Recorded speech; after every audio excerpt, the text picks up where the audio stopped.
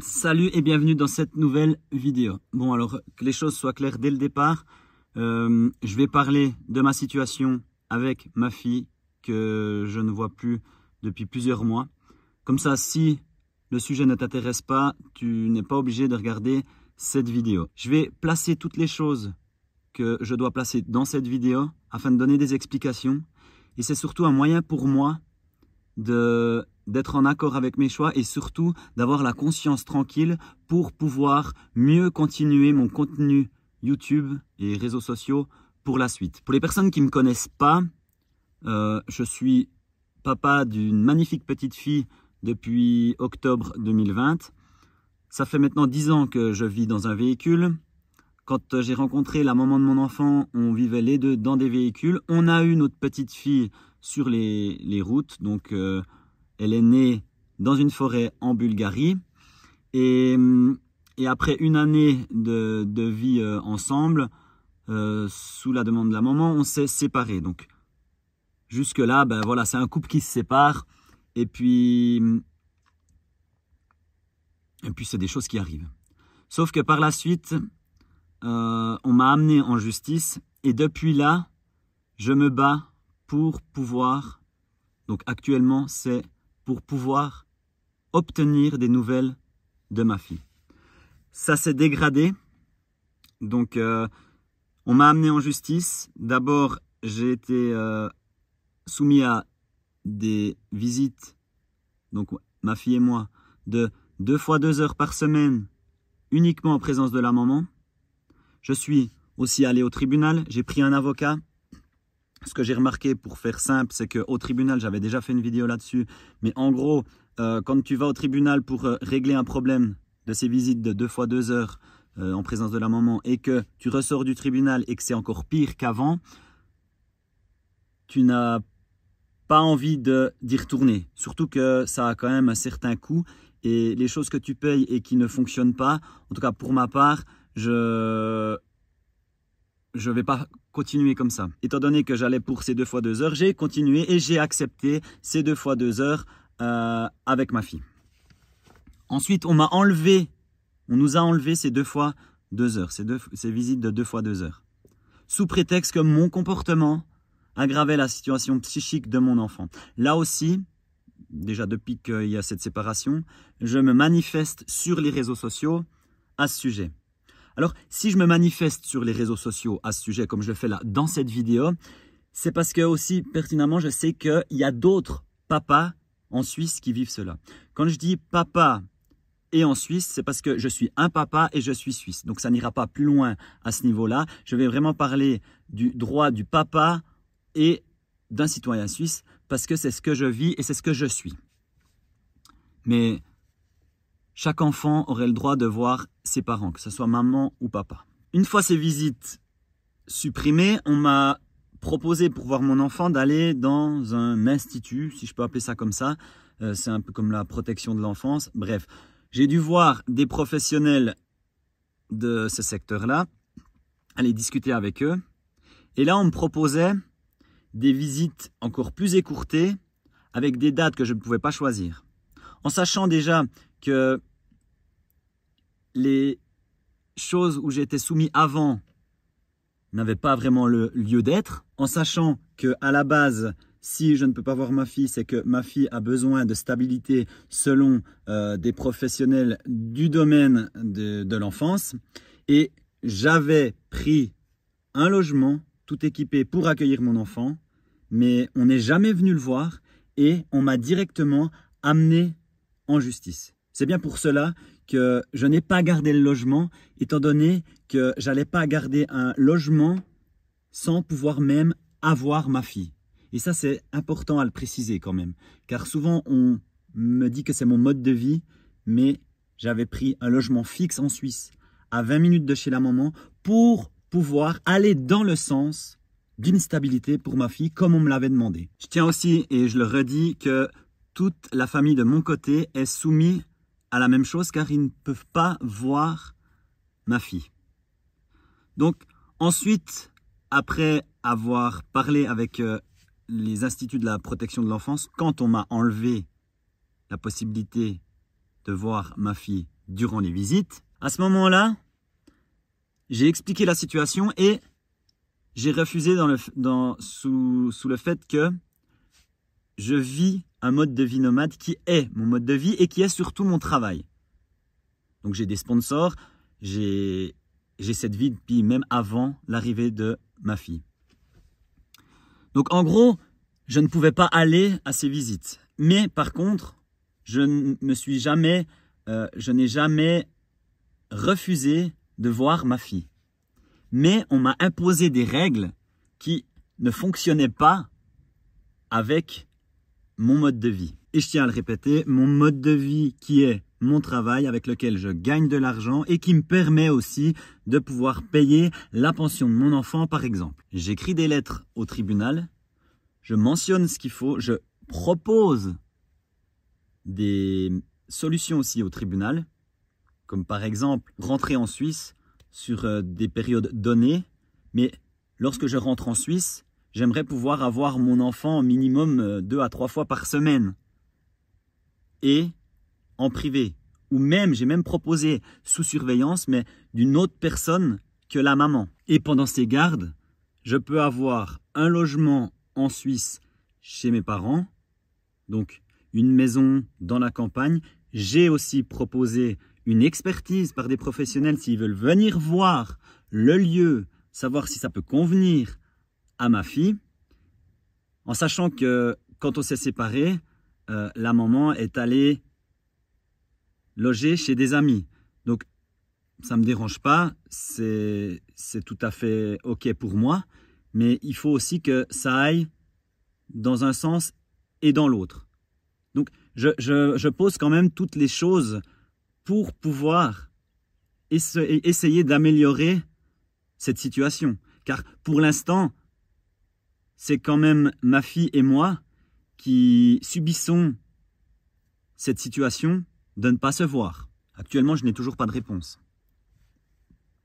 Donc, j'ai proposé des choses pour faire avancer, puis pour arranger les choses. Ce que mon avocate avait déjà fait lors du premier passage au tribunal. En gros, si on va prendre une situation normale, même que je ne devrais même pas justifier là-dedans, mais c'est comme une garde alternée, tu vois, c'est la même chose. Et je m'engage à faire les allers-retours, à rentrer moi en Suisse, donc à accepter le fait que la maman et l'enfant aient une situation stable en Suisse, et c'est à moi de faire les démarches pour rentrer en Suisse et voir mon enfant. Ça aussi, c'est noté comme quoi je m'engage à faire ces démarches. Je m'engage aussi, et je le fais toujours, à payer une pension à la maman pour mon enfant. Et ça, je le fais même avant, donc du moment où qu'on s'est séparés, donc même avant d'être passé en justice. Et je le fais toujours et je le ferai toujours.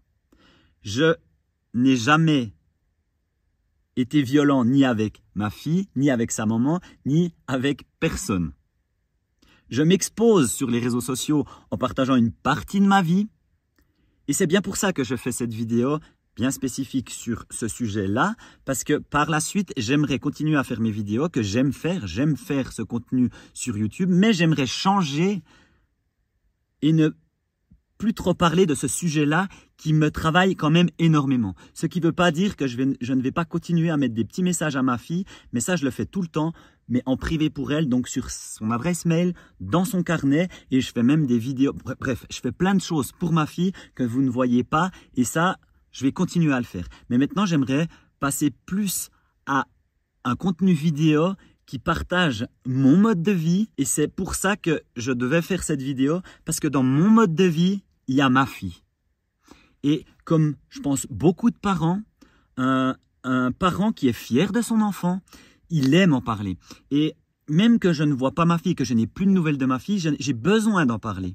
Parce que je suis fier de ma fille.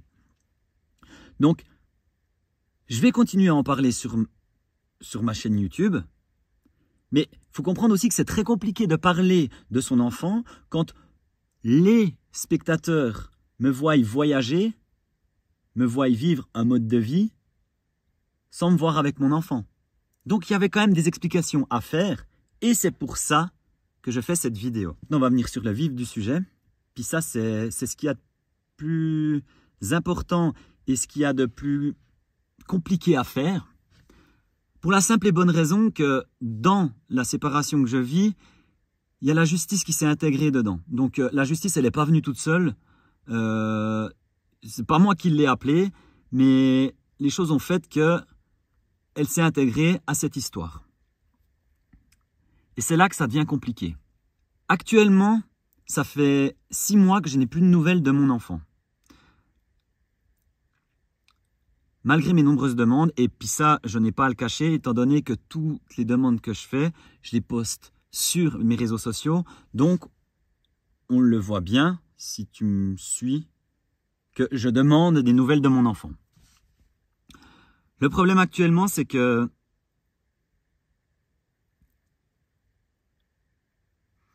mes agissements sur Internet, donc sur les réseaux sociaux, posent problème.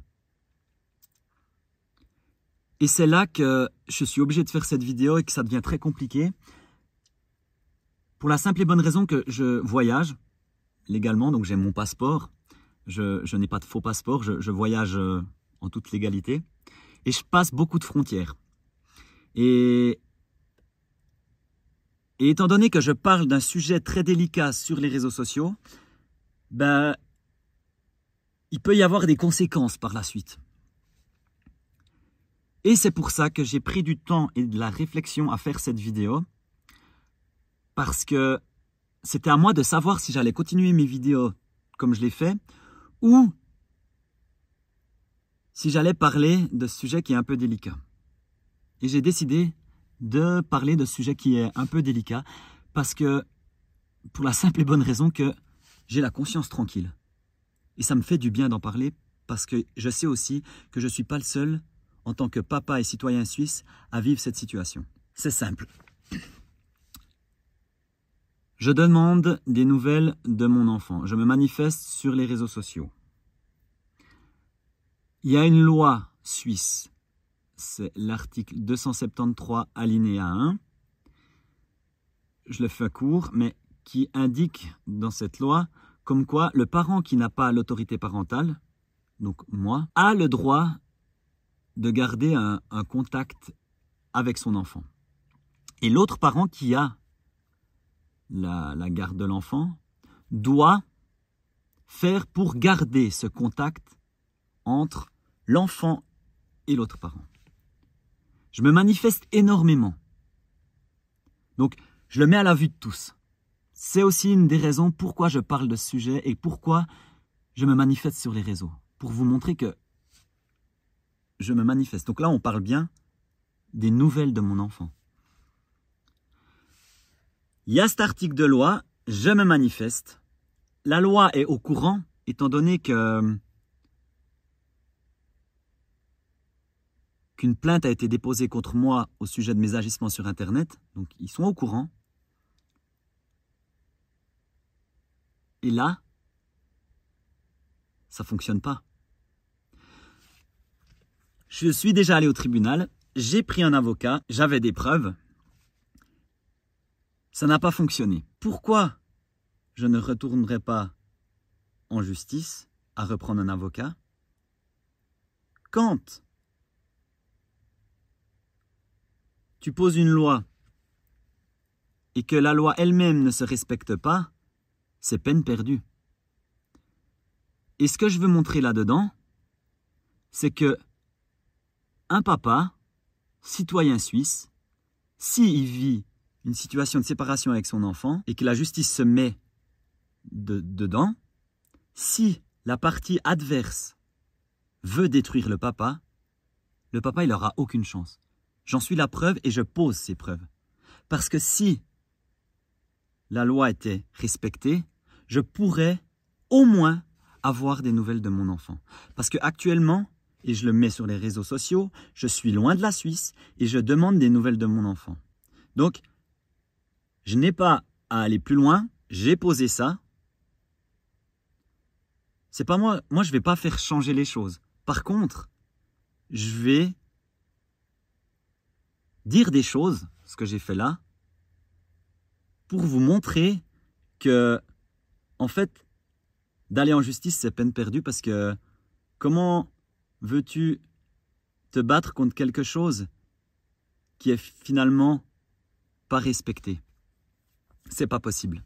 Si j'ai fait cette vidéo, c'est pour pouvoir continuer mes prochaines vidéos et pour les personnes qui se posent des questions, je les redirigerai vers cette vidéo. Après, il est clair que pour moi, c'était une vidéo, je sais que qu'il va peut-être y avoir des conséquences, mais en même temps, c'est peut-être pour ça que j'ai pas posté ces derniers temps, c'est que j'ai beaucoup réfléchi, mais ça m'a vite fait comprendre que le jour où on m'a enlevé le droit de voir ma fille, enfin, qu'on m'a éloigné de ma fille, et en plus que j'ai plus de nouvelles, ben, j'ai remarqué que j'avais plus rien à perdre. Donc en faisant cette vidéo, finalement, ça me permet juste d'avoir la conscience tranquille, de dire ce qui ne va pas. J'ai hâte de continuer mes prochaines vidéos, parce que ça me manque quand même, mais c'est clair que je pense que vous avez compris que j'avais besoin de faire une petite mise à jour à ce niveau-là et de m'exprimer sur certains points pour pouvoir mieux continuer par la suite. Et un petit message à ma puce, parce que ça va faire partie, je pense, de toutes les vidéos. Je t'aime très fort, ma puce, et je suis très fier de toi. Et je suis fier de parler de toi dans mes vidéos, parce que je pense comme tout parent qui a un enfant, il est fier de son enfant et d'en parler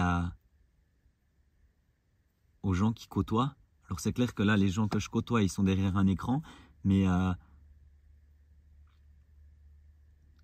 depuis le départ, depuis ta mise au monde, on t'a jamais caché. Ta personnalité, oui, mais on n'a jamais caché qu'on était parents. Et j'espère que tu vas bien, ma puce, que tu grandis bien et que tu te fais plein de copains, que tu joues beaucoup. Et surtout, prends bien soin de toi et profite de la vie à fond, mon petit cœur. Un jour, on va se retrouver. Je t'aime très fort. Sur ce, à une prochaine vidéo.